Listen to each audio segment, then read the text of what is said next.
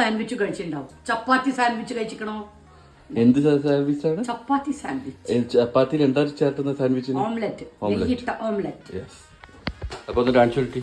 പക്ഷേ ഒരു പ്രത്യേകതയും കൂടെ ഉണ്ട്. ഞാൻ കൃഷി ചെയ്തുണ്ടാക്കിയ 2 തരം മുളകല്ല 3 തരം മുളകാണ് ഞങ്ങൾ ഓംലെറ്റിലുള്ളത്. ഉള്ളിയാ കൃഷി ചെയ്തു, ഫ്ലോപ്പായി. ഞാൻ കുറെ ചുവന്നുള്ളിയാക്കി, ഉഷാറായി ചുവന്നുള്ളിയൊക്കെ മുളച്ച് അടിയിൽ ഒരു സാധനമില്ല. ആകെ 2 ചപ്പാത്തി കഴിക്കും. അതിലേക്ക് ഇത് വെക്കുക, ഇങ്ങനെ വെക്കുക, ഇങ്ങനെ റോളാക്കുക. കണ്ടോ? എന്നിട്ട്